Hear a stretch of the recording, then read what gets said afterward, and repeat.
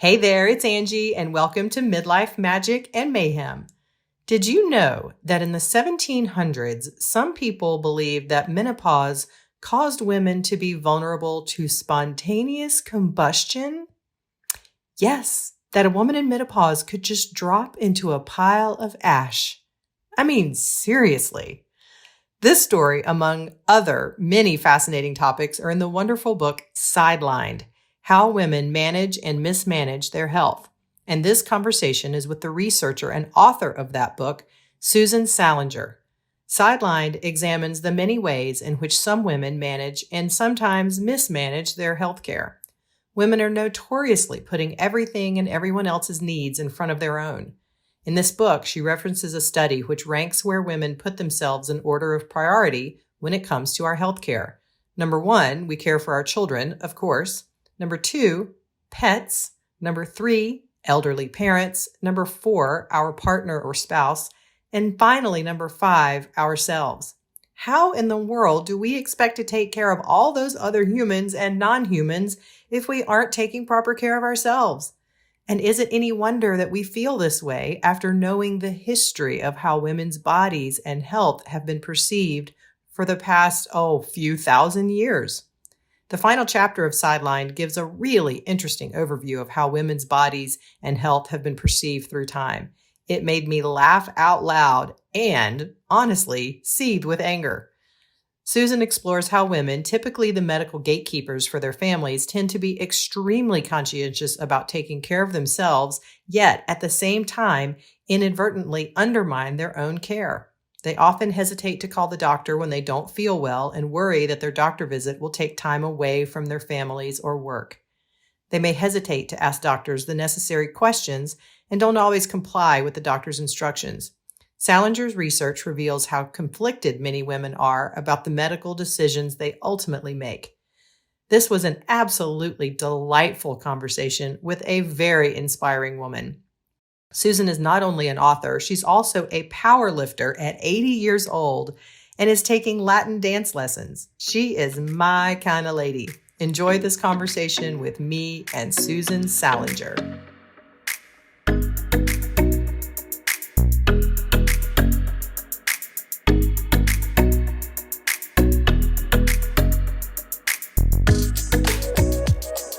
Hi, Susan. How are you today? I'm fine, thank you. So nice to meet you. Thank you. And it is a pleasure to meet you. First of all, thank you for writing this book. That's so nice of you. Very welcome. It is such a pleasure. And I found myself laughing out loud a couple of times because it's unbelievable. Some of the stories, especially particularly at the end of the book. But tell us a little bit about what inspired you to write this book. I understand that you came from a background of 25 years and with a business with your husband of making corporate training films. So, how did this book come to be? Well, I watched a couple of your podcasts just to prepare myself. So I think I'm going to answer you because I know you like to talk about transitions. And all of this was a transition. Although the first thing was not such the original catalyst, I guess you'd say, was many, many years ago. I was suffering. All of a sudden, I had switched medications and I started some vaginal bleeding. And I was sure it was from the new medication. I mean, it was obvious to me, only it wasn't obvious to the doctor. And after we went back and forth, he wanted to do exploratory surgery. And I knew I didn't need it, but he was worried about ovarian cancer. I know he was. And, if he'd been right, he would have saved my life. But he wasn't right. And I went back on the old medication and everything went back to normal. So that was the catalyst because I thought to myself, why did I agree to this? I knew I didn't need it. I could have gone back on the old medication for a week or two and seen what was, going to happen. I certainly wasn't going to keel over within the next hour. So, there was no reason. So that just put that aside. Many years, passed. I had little kids. I was in business. And then the first transition came when my last daughter, I have two daughters, and the last one went off to college, and I was left with the empty nest syndrome. And I cried, of course, when we drove away and left her. She went to Santa Cruz and we left her. And then my husband took me out for dinner, and I had a martini, and I thought, I think I can do this. This is okay. And so I just, at that point, I started concentrating on my work and kind of thinking about writing. And then many years after that, a few years after that, really, we sold the business. And that was my third transition, I guess you'd say. And I went back to school because I have a lot of energy and I was driving my family crazy. I needed something to do. So I took some anthropology classes, and there I talked to some women for a term project. I talked to a bunch of women who had agreed actually to have hysterectomies, which had nothing to do with me, but they had agreed to the surgery even though they too didn't need it. And that was a real trigger for me. And I had originally gone because I was thinking I'd get a doctorate in anthro, but I decided I really wanted to write a book because not only did I learn a lot from the women I spoke with, but I learned a lot in the classes. Academics write for each other. So a lot of this medical information was simply not getting out to women. And I thought, I want to do this. And so that my last transition was writing this book. And it was a wonderful experience. It really was. And I enjoyed it thoroughly. And I'm starting a second one now. So I'm very excited. I really am. So that was a very long answer. It's perfect. It's perfect. How much of your intuition played and continues to play into this following into these transitions, right? Like just something is, I need to do this. I'm being called to do this. I want to do this. Like how does that work for you? Well, that's an interesting question. The going back to school worked for me because I had to do something. I was going nuts, I admit it. So I had to get a job, and I really was a little tired of working. I liked the idea of school because I could make my own hours and, take as many or as few classes as I wanted. So I just sort of thought it through, and I took anthro because, I tried to get into English, psych, and sociology, and they were full. So anthro was about the only thing left that I had some interest in. And it turned out to be fabulous because I had never taken it as a kid. So, my intuition was do something, don't just sit there and be depressed, which is always tempting. And then school, you fall into something or you do something. And I think what's amazing about it is that doors open that you didn't expect. The teachers in UCLA were so supportive of me. For one thing, it was closer to their age than the students, and they just said I was a great writer. They thought I was a wonderful writer. And why didn't I write a book? And because the only thing I really could have done with a PhD in anthro was teach anthro, and I didn't want to do that. And they said, so go write. And so I did.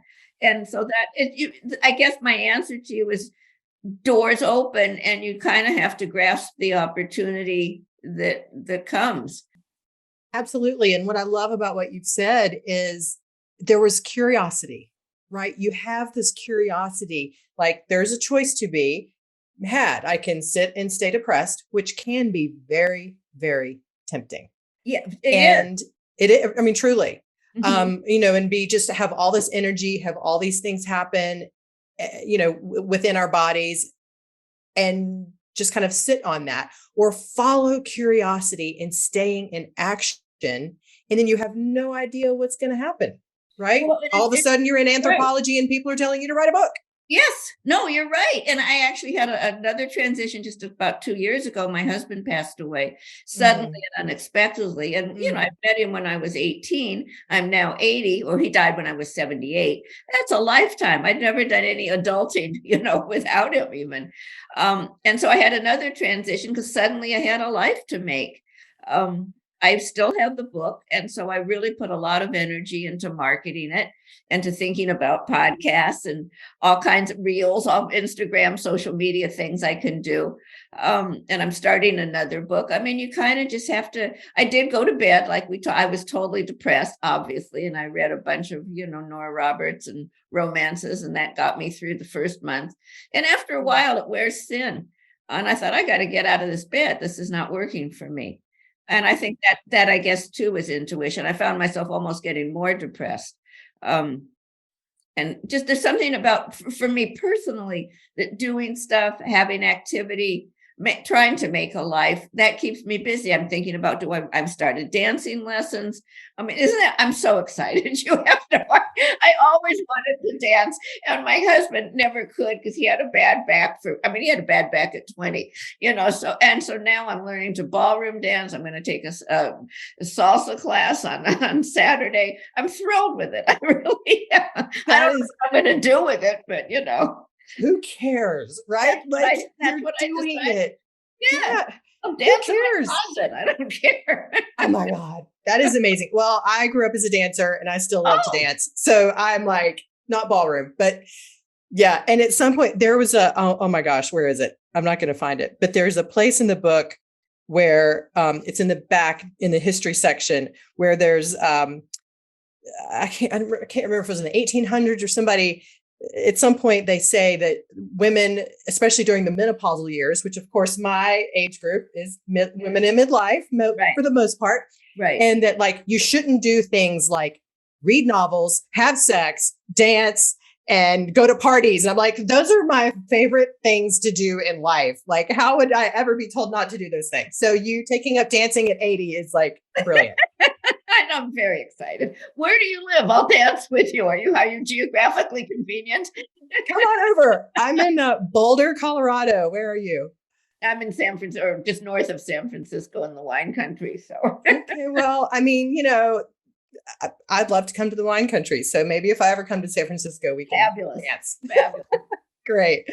Well, again, this book was just such a pleasure and so informative. And there's so much in it that I feel like we intuitively know as women, but give me a sense. You have 6 basically major concepts in the book about women and how we approach healthcare and our own health and the decisions that we make. So in our world right now, we can see there's so much about wellness and being healthy and doing all the things. And women make up a majority of not only the decision making when it comes to healthcare for ourselves and our families, right, but also making the buying power decisions. So women are then marketed to much more than men when it comes to healthcare. And all this wellness that we're being inundated with, on one hand, yes, it's very good, right? That we have all this information. But at the same time, we don't always necessarily make decisions that are in our best interest. We certainly don't. Yeah. So an overview of the book and these 6 major points. Can you speak to that a little bit, and then we'll dive deeper? Yeah, because I'll just give you a quick summary. The first thing what I did, so just everybody knows, is I interviewed about 50 women. And then I with different diseases, but what I call women's diseases: fibromyalgia, endometriosis, ovarian cancers, breast cancer. And they all had different diseases, but I extrapolated about 6 things, as you said, that they had in common, regardless of their disease. And the first thing I found was that women really put themselves last. We put our children ahead of us, and there's some fun studies we can go into about that later. And the other thing I found, which this did surprise me, is we hesitate to get second opinions. Men will get a second opinion far more often than women. And second opinions are really important to get. And I do want to go into that deeper because I think it's something everybody needs to understand. And I also noticed that, and this was the most surprising thing, this number 3, which is that women blame themselves for being sick. And I personally don't do that. So I really should say some women, some of the time. I mean, I want to be careful of not, making one blanket statement. But nevertheless, they were ashamed about being ill. And the reason for that is a lot of them blamed their illness on stress. And so they felt that they got sick because they couldn't manage their stress. And so they felt that because they were ill, that their illness really was like a public declaration of, look at me, I can't manage my stress. And they just went into hiding. So that really surprised me and they were lonely. I mean, it's not a good thing to do to yourself. And I learned that men and women talk to doctors differently. Men are much more succinct than we are. We go into, and I'm totally guilty of this. I tell my doctor every single thing that's wrong, how I feel about it. I mean, how they ever can figure out what's wrong with me with all the information I give that isn't organized, but we'll talk about that. And then I also learned that it's so funny because when we describe our symptoms to the doctor, we as women, we go into all the emotional, we talk, like I said, I talk about how I'm feeling, but yet when we're prescribed a procedure, we forget that there's might be emotions involved. This came out really with the women that had had hysterectomies. They were all very concerned about how long it would take to recover, and when could they go back to work, and when could they be, on full throttle, so to speak. But nobody asked about, really, I think there was one woman only that asked about the emotional repercussions. And some of them had their ovaries removed, and that of course affects your hormones, which of course affects your emotions. So they were all taken by surprise, and like blaming themselves, they all went back to shame, and I'm not good enough, because everybody said to me, well, all women have hysterectomies. Everybody does. Why is it taking me so long to recover? And that's not really true. It takes everybody a while to recover. So that was interesting. And then, as you said, or I don't know if you said it when we were chatting earlier, but women are marketed to by the pharmaceutical companies. We buy about 80%. I guess, about 80% of all the health products on the market are purchased by women. So the pharmaceutical companies love us. And so they really market to us. And then I talk a lot about some of the history, women's history with medicine, which is it's kind of an unpleasant relationship. It's time we get divorced from that one. Oh my goodness, that's a whole thing. And I definitely want to get to the history section for sure. Just a doozy. So, especially with getting a second opinion. Yeah. As I've, gone through decades of living on the planet, it has become I've become more and more aware that anyone in healthcare, a doctor, a physician, if they've got letters behind their name, no matter what those letters might be, they're still human beings. Yeah, and that's one of their main problems. Yeah. I mean, not just because something comes out of a doctor's mouth doesn't mean that you can't question it, doesn't mean that you shouldn't go get a second opinion, right. Doesn't mean that they're right and that whatever they're saying is written in stone. Like we have, part of it is really trusting the wisdom of our own bodies. Yes. And understanding how to listen to our bodies and the immense messaging that they're giving us. So yes, like by all means, go seek professional help. By all means, go to the doctor and whatever healthcare professional that you need. But it's the questioning part, I think. It's like whatever they say is just gospel. Well, yeah, just to go back to my own experience so many years ago. I mean, I could have gotten a second opinion and I didn't. I had more than enough time to wait. It was questionable whether or not I needed the surgery. I mean, so I think second opinions are important. But I think number one that I didn't realize until I started doing the research, and I want to really share with all your listeners, is there's about 20 to 40,000 different diseases out there. And those are the ones we know about. I mean, gosh knows we never even heard of COVID until a few years ago. So I think that's really important to know, because a doctor, well, I want to say first, a lot of those diseases share similar symptoms, and a lot of those symptoms are broad. You go into the doctor and you say, well, I'm tired and I have no appetite and I kind of hurt here and maybe a little here. I mean, those symptoms are so general, they can fit, 80% of all of those 20 to 40,000 diseases. So for the doctor, a correct diagnosis can be like looking for a needle in a haystack. And I think that's really something to understand. And women are misdiagnosed more than men by about 15% of women, 20% are misdiagnosed. And I think there's 12 million Americans that are misdiagnosed each year, and we're about 15 to 20% of that. It's a lot. It's a lot. And there's a lot of deaths that go on with the misdiagnosis. And I talk in the book, which I won't go through now because it's boring, but you got to know how to get a second opinion. I give you a lot of information about it. And I think it's so important to understand that the doctors know less, as a group, we know less about women's bodies than we do about men's bodies. And that's a really important comment I just made, because it's not anybody's fault in particular. Women researchers get less money than male researchers. Women diseases get less money than men's diseases. Cervical cancer, uterine cancer, ovarian cancer get a lot less research money than prostate cancer, and they're a heck of a lot more fatal. So that's something to know about. And there's also some perceptual bias. I just want to run a quick study by you, which was kind of fun, where they had a group of fictitious male patients and fictitious female patients, and they wrote up identical biographies of both. And both the men and women patients had identical risk of cardiac problem. They all had the same symptoms. They all had the same risk. And they presented these to a group of doctors. And originally, both the men and women got exactly the same prescriptions for a cardiac workup. As soon as stress was mentioned, it was only 15% of the women that were recommended a cardiac workup. The men's diagnosis didn't change. So there is some perceptual bias that still goes on even today. Women are given a psychological diagnosis much more frequently than men. And again, women suffer from psychological, suffer more from depression and anxiety than men do.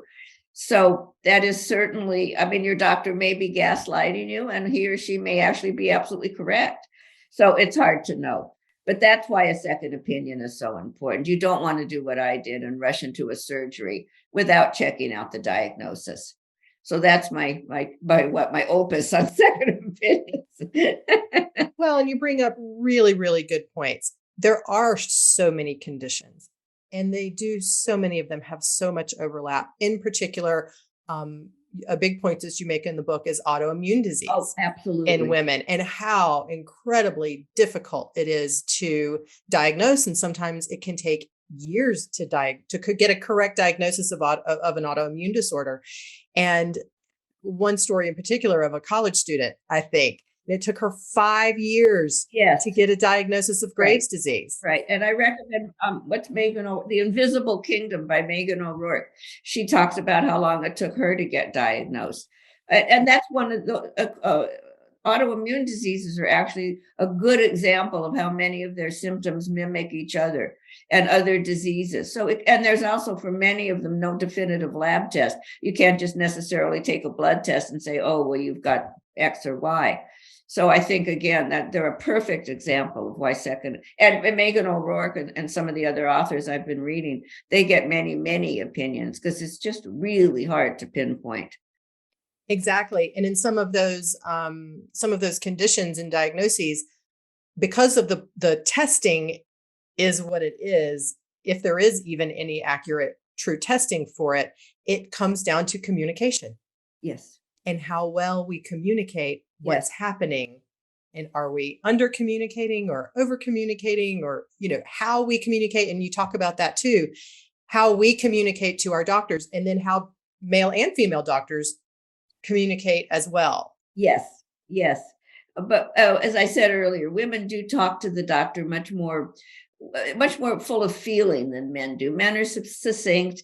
They're much more objective. In fact, a bunch of letters from cancer patients were written and submitted to a bunch of doctors, and they could tell most of the time, which letters were written by women and which by men, just because of the difference in emotive language, flowery language. The men's were technical, to the point. And I think as a result, that probably helps them get a more accurate diagnosis. I don't know, but that's an educated guess. I know. Do you think that women are more descriptive when they're with their doctors, because it's like it's coming from a place of you need to know all of these details so you can make an accurate diagnosis? Yes, I do think it's coming from that. And I think that unconsciously we can tend to skew the diagnosis towards a more psychological diagnosis. And I think that that's unfortunate, but at the same time, we certainly need to tell our doctor how we're feeling. So it's a difficult balance. Let's put it that way. One of the things I really recommend, and this is in the book, but I think it's very important to write down what you want to say, what you're going in for. Write down your symptoms and prioritize. And when I say write down, I really mean write down. I mean, don't have it in your head. Because if you're like me, I get anxious and it goes right out of, I mean, it goes in one brain cell and out the other. It's crazy. So if you write it down, and I was on a podcast recently with the doctor, and she said that she would really appreciate that. If you come in with a list, it gives her a chance to go over it. So if you turned, she was saying about a patient she had where the woman didn't have a list, but reeled off all her symptoms. And then just as the doctor was leaving and the appointment was over, she said, by the way, I do have this small mole on my back. And that was the most important symptom that she had. And the doctor was saying that mole did turn out to need a biopsy. And she wished that she had the list in her own hand, because she would have hit that first, not last. So it's good for you and it's good for your doctor. And I think it's a really crucial thing to do. And the other thing I do recommend, and I promise I'm almost done. I talk a lot. I'm sorry. Go. So much to say, so little time. What can I tell you? But I think it's important to repeat back in your own words what you hear the doctor say, because sometimes we're not on the same page. And only 15% of women, this blew me away, will actually tell the doctor when they don't understand something. So that means 85% of us don't. And you don't want to walk out of the doctor's office not knowing what the heck was going on. That's not a good thing. So you really need to repeat it back. And that gives the doctor a chance to be sure that he or she said what they meant to say. I mean, we all misspeak. So I think it's a very good thing to do. Plus, then you have the name of your disease and you can go home and do your own research, which is important. Exactly. Especially if it's possibly a very dramatic or very profound diagnosis. And sometimes you bring this up too, that it helps to bring someone with you to the appointment. Yes, because if you are anxious and nervous, you might miss something that's been said, and have somebody, having somebody with you that can even take notes with what the doctor's saying.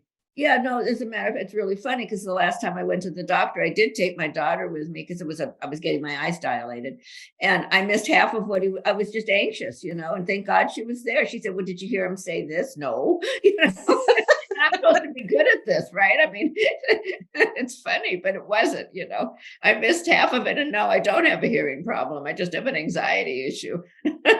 Well, and it's true, because when our nervous systems, this is a different conversation, but when our nervous systems are triggered, when we are in an anxious state, it does affect the brain. It kind of shuts the brain down, and it is harder to think. It absolutely, I really, yes. Yes. we all have that experience. Yeah, sorry, I can't think. Yeah. Oh my gosh. So out of the women that you interviewed, what were the top 3 things that were the most common traits or the most common themes, do you think? Well, the first is that so many of us put ourselves last. There was a fun study done where some researchers gave women a list of 5 things to prioritize. Who or what would they take care of first? And the first thing we all take care of is our children, of course. And then pets. I love that. That was number 2. Third was our elderly parents. 4th was our significant others. And then 5th, of course, was ourselves. And that's not a good thing, because you really are. Women are socialized to take care of others. And I think if you're not feeling well and your energy's low or you're in a crappy mood, it's really hard to take care of other people, whether they're your dog, your mother, your child, whatever. So I think it's very important to do that, is to put yourself first. That was the first thing I found. Then the second thing I found, let me think about it for a minute, because this is not quite in the book, but it's part of the book, is the shame is in the book, but the loneliness that people felt. I put together a couple of focus groups, and I did it because I wanted some geographical diversity. And I really didn't need more information. I just needed more geography. And what came out of it was fascinating. Almost none of these women had ever talked with anybody else other than their doctor about their illness. Their shame and vulnerability, their fear of being exposed, kept them quiet. And they were, even though, and again, I purposely had women of different, put together women not only from different parts of the country, but different diseases. And none of them not only had they not talked to each other, but they all found that they shared similar issues. And they were so surprised to find that this woman over here had the same issue, that this woman over here, they were the whole group. I mean, it barely needed facilitating. They really got into it. So that was something that I really found, that shame and loneliness, we do ourselves a disservice. We make what's probably a bad situation even worse. There's something about talking to people and getting the support and comfort that we need. It helps healing. It really does. It truly does. And I know that there have also been studies around when a doctor, just any human being that walks into a room that wearing a white lab coat. Yes, sure. Anxiety drops. Like it helps us feel nurtured and cared for.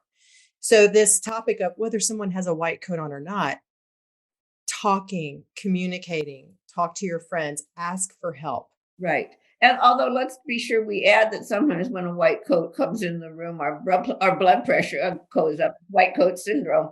I mean, but both are true. That's what I am agreeing with you and, enhancing what you said.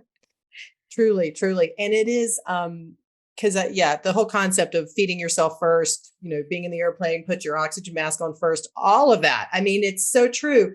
And I think that we're conditioned and programmed in some ways to literally put everyone else first.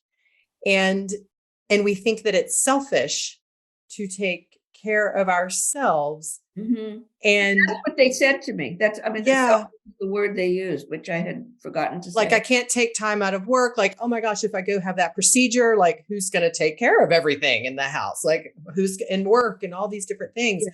So we'll just put it off and put it off and put it off. Yeah. I know. It's really true. It's really true. But I think the third thing I found was how much of our history, and I know you liked that chapter. I know it was my favorite chapter to write, but how much of the history of the denigration of women's bodies we've internalized. I think we really unconsciously feel that we're not good enough.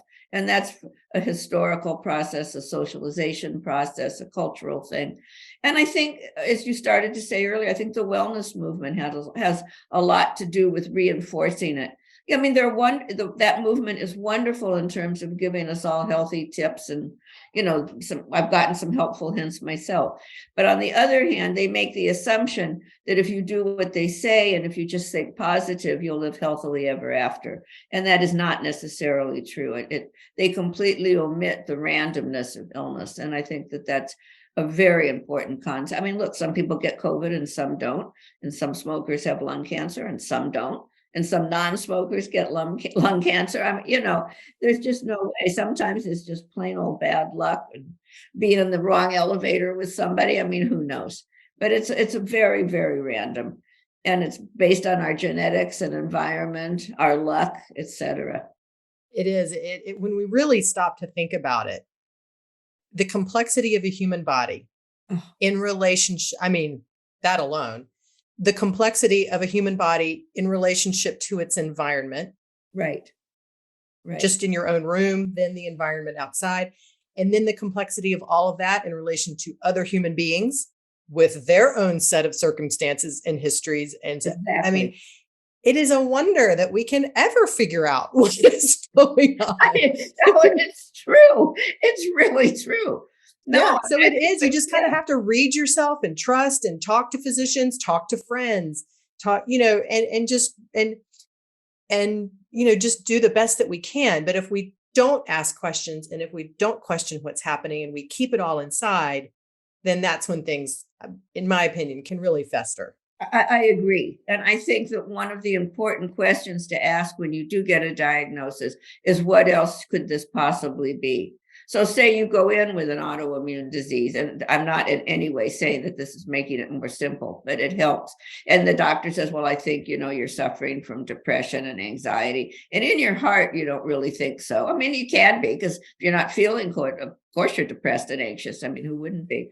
But I think if you say, what else could this possibly be? Let's go on to a second cause, or maybe even a third one that maybe we could think about and I could check out. I think that, and I don't know that I've talked enough about doing your own research. I always get the clinical name of my disease. Actually, I've done this all my life. And then I come home and I look it up. I do the same thing for drugs. I go to drugs.com or whatever, and I look up what they're giving me. What are the side effects?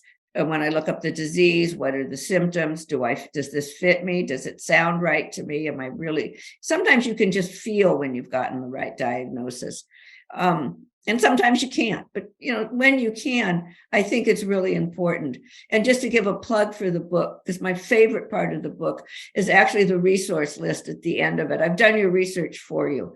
All you have to do is go to that resource list. I have it organized by category. So if you want to research your disease or your drug or your doctor or your hospital, whatever. And I think that you should definitely do that. I mean, think about it. Some hospitals specialize in cardiology, others specialize in neurology, others are better for something else. So I think it's important to know who your doctor is, where you're going, what the training is, all of that. And that's all at the back of the book for you. It tells you where to go to look it up. So that's, and I do that. I'll tell you just a quick story. When I had a sore thumb, and because I'm neurotic, I decided I was probably getting thumb cancer. So I went to don't ask. I went to the hand doctor, and she took X-rays, and I didn't have thumb cancer, but I did have some arthritis of the thumb. So she wanted to give me some medication, and I said, sure. And I said, I'm taking Lexapro because of my husband's death.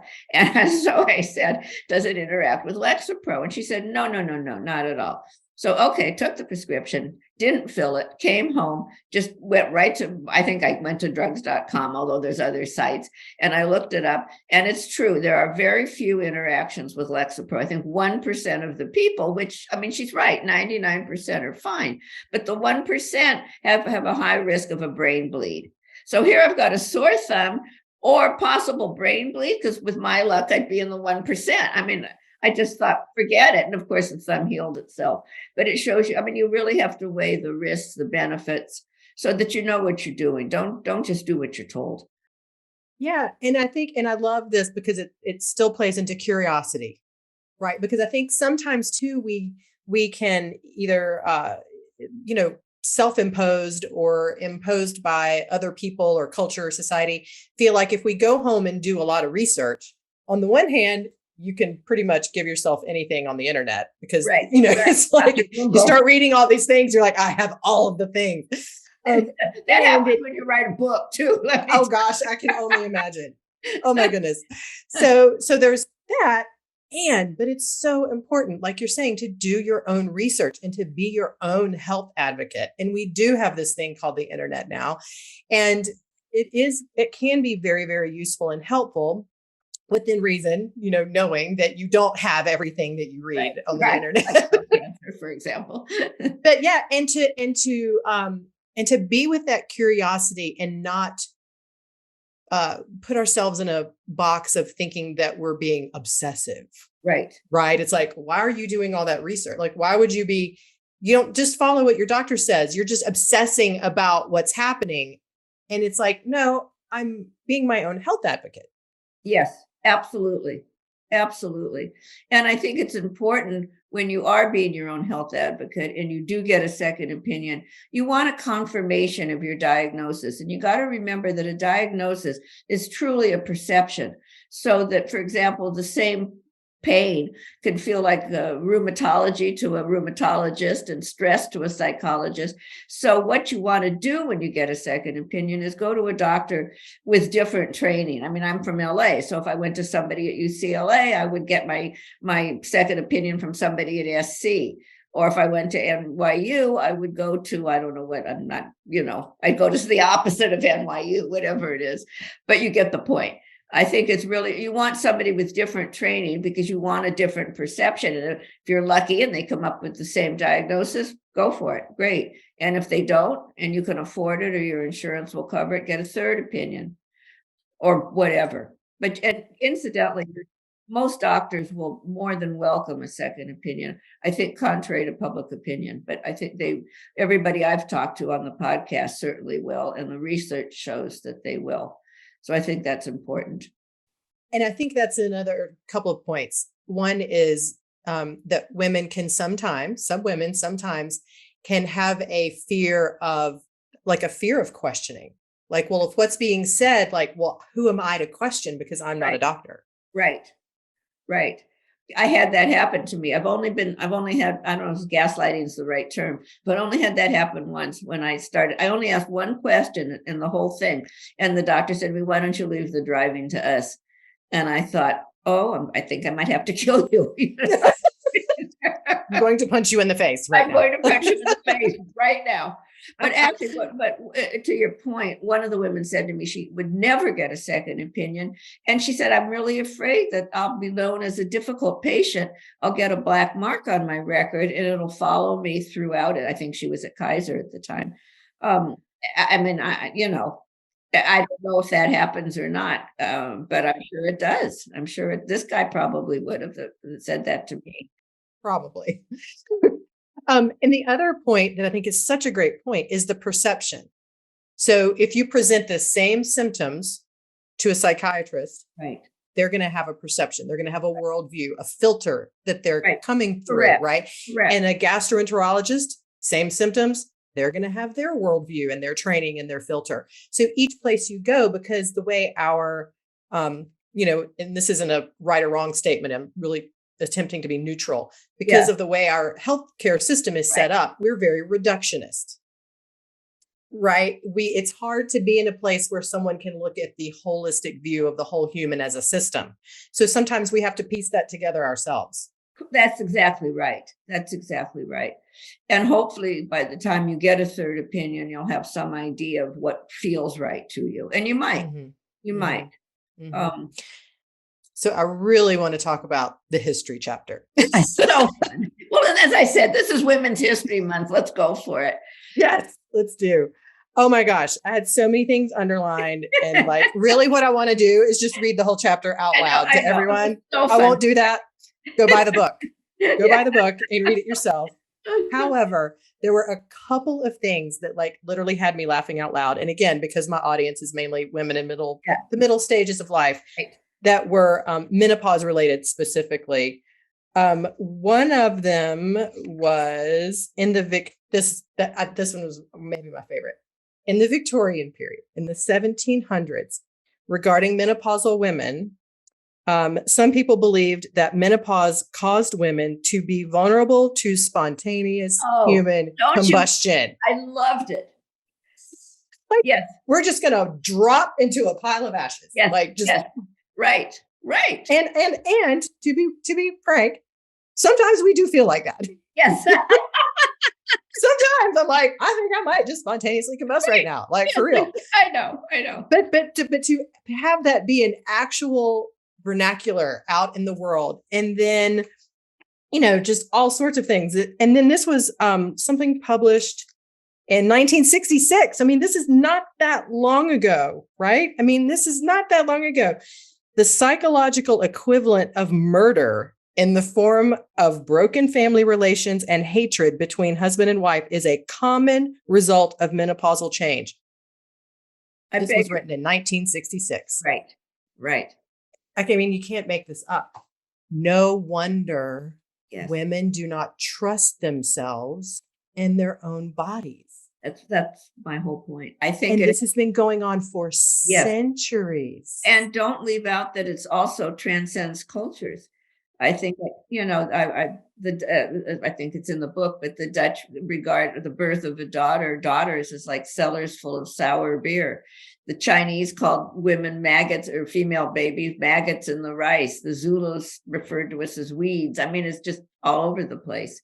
It isn't just Western culture, Correct. And it starts, I mean, literally it's thousands of years. Yes, it is. And I think under those circumstances, I think that we're also accustomed to it, that I think it's really hard to when you do get a diagnosis or you're not feeling well, it's hard to hold a steady course. I think it makes it much more difficult to see, see the forest for the trees. I think we're just so used to thinking of our bodies as just not made right. We're just defective. That's how it is. Oh, well. And I don't think we do that consciously, but I do think that a lot of us have internalized it. I mean, imagine leaving the doctor's office and not understanding what the doctor says. I mean, that's, And not feeling empowered to ask questions. Yes, right. That's what thank you for finishing that. Yes, that's what I meant. Absolutely.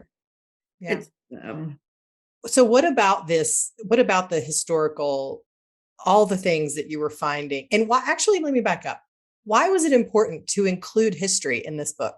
I'll tell that's a great question. Nobody's asked me that. I included it because I think it's so important about the way some of today's women, some of the time, how we think about ourselves. I didn't want women to feel that I was blaming them and seeing them as victims, because I don't. On the contrary, I see them as empowered, and I just want them to be even more empowered than we already are. And I think that the history has affected us.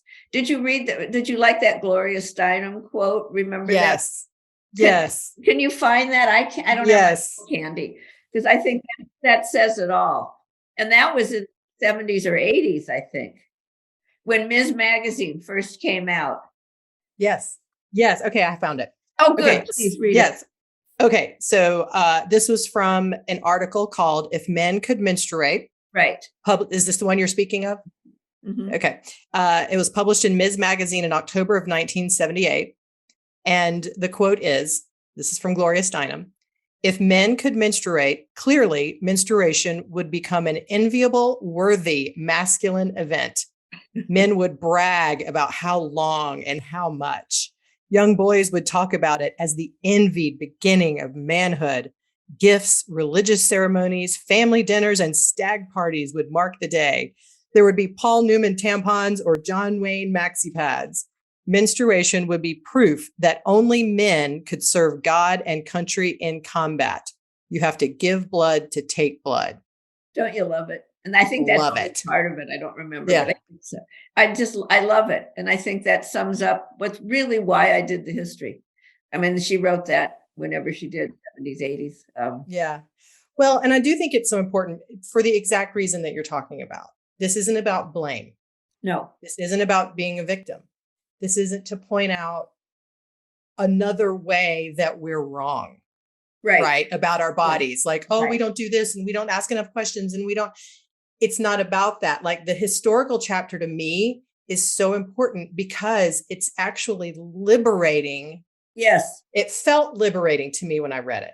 Yes, it did. It was, yeah, it was like, oh, no, again, like, oh, no wonder. Right. And it's not to put the blame on anything else, too. Right. It's just it's a feeling of like, got it. Well, yes, I can ask questions. Yeah, it's some of the explanation of why we do to ourselves some of the things that the book talks about, the first 5 or 6 chapters. I think it's important to recognize some of the things that we don't always take the best care of ourselves that we should, and that some of us, some of the time. And what's so interesting is it depends on the particular disease. I mean, sometimes we take, or timing, sometimes we take better care of ourselves than others. I mean, this isn't a blanket statement, you know. Absolutely. I mean, there are decades of a woman's life that are just busier. Right. Than other times. I mean, you know, like my life right now, I'm an empty nester. I have a husband and I've been married for 28 years. My kids are out of the house now. And I do have more time to think about these things. And sometimes that can be, sometimes like you were saying earlier, like you can try and drive yourself crazy and get, you know, if you have too much time, it is important to stay curious, to keep learning, to keep, you know, to stay active. Yes, that it's so important. Yeah, no, because all of a sudden you have you know, my grandkids have been staying with me because my daughter's having her house painted just for a couple of days. I've forgotten what it's like to have kids in the house. I mean, there's breakfast to make and there's lunches.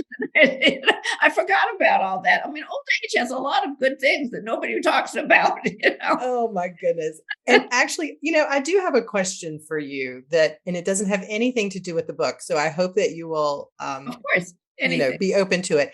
And it's about this idea of eldership. It has come up in just my own life here in the past year. I have some women that are a little bit ahead of me on a timeline. And it's been a lot of our conversation because I think and this is just my own view, but we have older people a lot, I think, but it's harder to find wisdom and true eldership. And I know that's a blanket statement, and I don't you know, I really want I want people to hear that as it's intended, which is just a true question. Like, So what is your idea of eldership? Like, what does it mean for you? That's a big question. It is a big one. And I just threw it at you. Yeah, no, that's okay. I love it. I mean, I do. I'll answer anything. I have no issues Yeah. I just want to think about it a minute. Yeah. I don't think of it in terms of wisdom.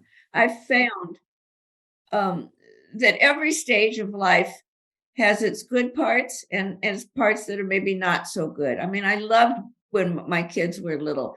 It really was my self-concept. I felt like such a good mother. And then I loved it when they left. I had time with and we were young when they left because I had the kids young. And I loved it when they left. And I just had time with my husband and we got to go out to dinner and we didn't do too much traveling because we didn't have the money, and we had our own business. But I loved that. And the kids would come over and we'd have drink some glass of wine and hors d'oeuvres and some dinner and they'd go home, or they'd call up and they were all upset and I'd listen and I'd say, gee, honey, I'm so sorry. And oh my goodness, what are you going to do about that? And then I'd hang up the phone. I mean, it was great. I didn't have to live with teenage moods. And then as my husband and I got older, we really were healthy. Fred died very suddenly and unexpectedly. So we'd been married, and I guess 56, 57 years, and that was lovely. There's a tenderness in growing older together that was truly lovely, and finding new things to do. He was a wonderful artist, and he built some wonderful sculptures that we now had the time because we were retired. So I mean, there's some really good things about being older. And in terms of wisdom, and I'm saying that if you have your health, and I've been very lucky, I'm seriously healthy, and I'm very lucky. And I want to go down a different path before I go back. I think it's very important, whether you're healthy or if you possibly can, to exercise as much as you can. I've been exercising for about 40 years.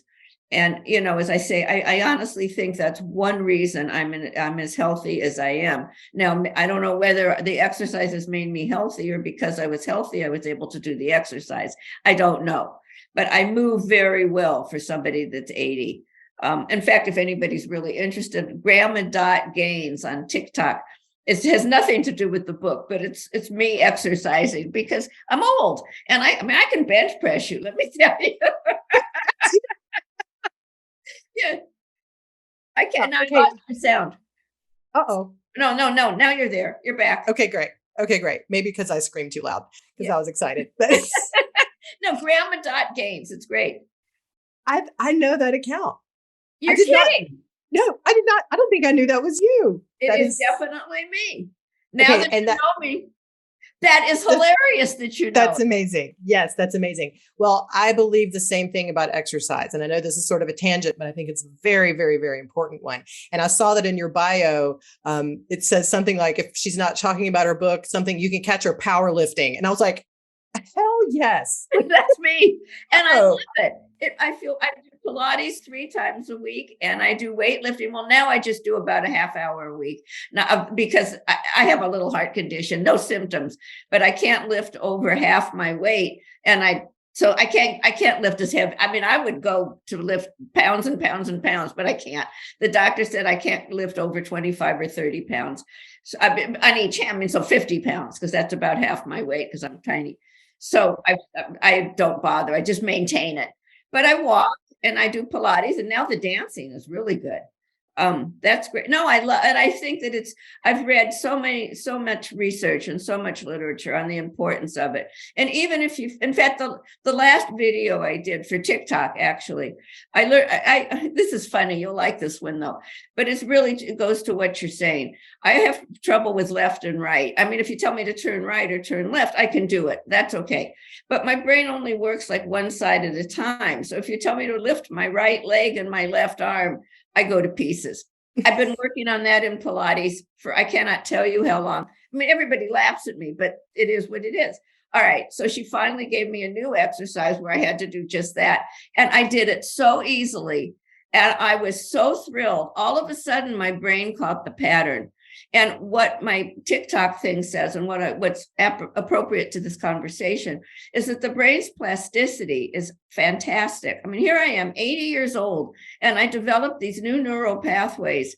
I mean, there's never too late to learn. It can take you a long time like it did me, or it can be more quickly. I mean, that doesn't matter. But my message to everybody is keep at it. You're never too old to learn. Trust your brain. It's a wonderful part of our body. I mean, there I was just doing it like it was nothing. I mean, I felt like Popeye, I really did. I love it. Well, and that's so true. And movement is so important. I know I talk about this on all my channels and my podcast constantly all the time, how important movement is. It's important for all humans. I think it's also especially important for women because we are meant to move. Our energetic nature is meant to move. We are meant to create, whether that be a child, a project, a business, whatever it is. We are meant to create. And that movement helps. And it also helps nervous system regulation. It helps psychological state. It absolutely helps every single part of your life. I find that just being outside, and if I'm stuck on a chapter, I'll go for a walk. And if I'm lucky, it's a beautiful day. Well, are you hearing that sound? I hope you're not. Oh, good. Because somebody's here and they're cutting down trees, not me. I don't know who it is. Okay, good. No, I didn't we're want to fine. ruin your podcast. You know? No, it's all good. Good. Real life. Hey, we're about real life here. Yeah, like things happen. People are cutting down trees. Like I have no control over that. No, it's driving me nuts. Oh, that's great. Well, I have two more questions before we wrap up. If you have the time for that. Oh, I absolutely do. Okay, great. What did you learn most from writing this book? I learned that you really have to be your own health advocate, that you have to do your own research. And I mean, the thumb story, while it's funny, I mean, really think about it. If you're the 1% and you have a brain bleed all because you had a sore right thumb, it's not worth it. And I would have done it, just taken it blindly. And I had another friend that went off prednisone just like that. And you're not supposed to. You're supposed to go off it gradually. He was never so sick in his life. I mean, so you really have to do your own research. And you really, particularly as you said, if it's a serious disease, you don't want to just leap into surgery like I did. I mean, this whole book started as a, do as I say, not as I did kind of exercise. But I think that's the main thing I learned. It is to be your own advocate. You are empowered. The back of the book, the resource list, will help you be empowered with a little more, sophistication than you might otherwise have without it. Depends how much research you've done in the past. Yeah. But I think the second thing I learned that's also equally important to me, because I'm a people person, is that you really want to talk to people about your illness. Tell people how you're feeling. Because, I mean, I'm not suggesting you sit and whine and take over the dinner party. I don't mean it that way, but I do mean that it's too lonely to be by yourself. Join a support group. Do whatever it is you need to do so that you have people you can reach out to. I've never been in AA, but don't they give you a buddy? So something like that. Sponsor. A sponsor. Thank you. That's a better word. And that's what you need. Not a sponsor, but a buddy you can call and say, gosh, my fibromyalgia is kicking up today. They'll understand. Yeah. And so those are the two things that I think I would underscore in the whole book, emphasize, whatever the right word is. Yeah. Well, thank you so much. And my last question is, how do you create magic and mayhem in your own life? Oh, gosh, I'm always trying new things. I'm very curious, like you said. And right now, because of Fred's death, I have to make a new life. I mean, your life, when you lose a spouse, you also lose a lifestyle. So I have to change things around, meet new people, not just widows, but everybody, and keep doing. And that I guess is the answer, really. I'm doing podcasts. I've never done them before in my life. And now I've done probably 50 or 75. And I've learned. I mean, I've come a long way, and it's really nice. It's really nice. And it's exciting. It's really fun and exciting to do new things after I get over the initial anxiety. Totally get it. Yeah. It's hard. That's part of the living. That's part of living too. And the feeling of being alive is doing new things and putting yourself in uncomfortable situations. And then, absolutely. Yeah. No. Was that a good answer? I hope. Oh, it's perfect. It was wonderful. Absolutely. Great. Well, Susan, thank you so much. This has been absolutely delightful being in this conversation with you. And this book is so important and so well written. I cannot recommend it enough. And so appreciate your writing it in the way that you did. Well, and people can find it. Can you hold it up, or I don't have it? Oh yeah, absolutely. Yeah, and I'll link everything in the show notes. There's Amazon and there's all kinds of places they can get it. It's called Sidelined, how women manage and mismanage their health. And I'll link it all in the show notes. And terrific. Point people to it and all the good things. So. Oh, and it's so funny, the Grandma Gain site. I'm amused. I can't wait to tell everybody. Oh my gosh, I know. Well, I'm just so impressed that you're on TikTok and doing all the things. I love it. It's amazing. Thank you. Yeah, believe me, it truly is. Yeah. Well, thank you again. I had a wonderful time. A treasure. Thank you so much. Talk soon. Yes. Bye-bye. Bye.